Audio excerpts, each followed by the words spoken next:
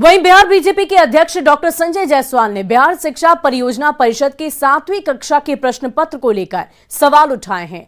प्रश्न पत्र में पूछा गया कि नेपाल, चाइना, इंग्लैंड, हिंदुस्तान और कश्मीर में रहने वाले को क्या कहते हैं। प्रश्न पत्र में कश्मीरियों को क्या कहा जाता है। ऐसे सवाल को लेकर संजय जायसवाल ने महागठबंधन की सरकार को घेरा है।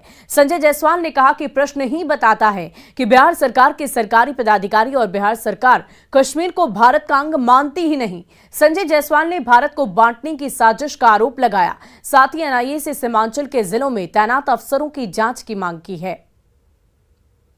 शिक्षा परियोजना परिषद के द्वारा सीमांचल के जिलों में यह पूछा जाना कि चीन के नागरिक को, इंग्लैंड के नागरिक को, नेपाल के नागरिक को, भारत के नागरिक को और उसी के साथ कश्मीर के नागरिक को क्या कहते हैं, यह बताता है कि यह सरकार कहीं न ये सिर्फ 10 जर्सी गायों के साथ हर साल 18 लाख कमा रहे हैं।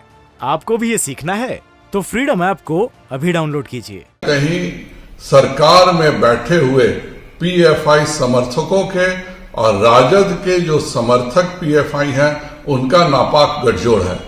सीमांचल के जिलों में हिंदी स्कूलों में भी शुक्रवार को बंदी करके शिक्षा विभाग पहले से ही एक तरह से अलग करने की साजिश रच रहा है और अब उन स्कूलों में यह पूछा जाना कि भारत के नागरिकों से और कश्मीर के नागरिक अलग हैं, यह बताता है कि पूरी की पूरी सरकार पीएफआई के गठजोड़ के साथ है।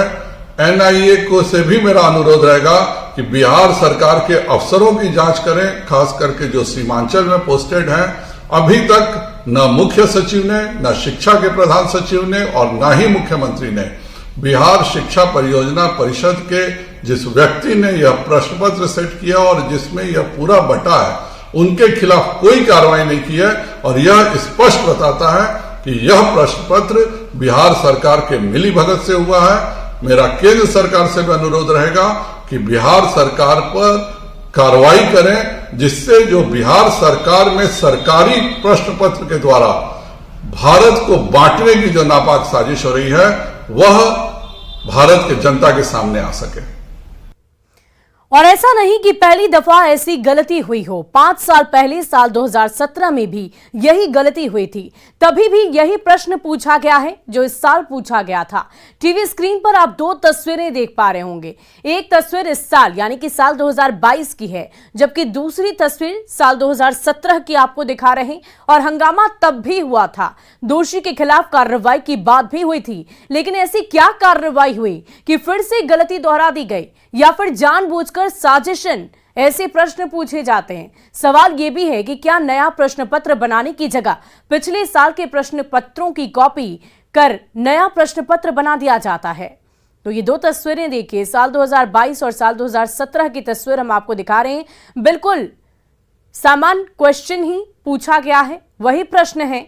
अब ऐसे में सवाल ये उठने लाजमी है कि क्या उन्हीं प्रश्न पत्रों को एक बार फिर से स्टूडेंट्स के सामने, छात्रों के सामने रख दिया जाता है या फिर साजिशन इस तरह की गलती की जाती है?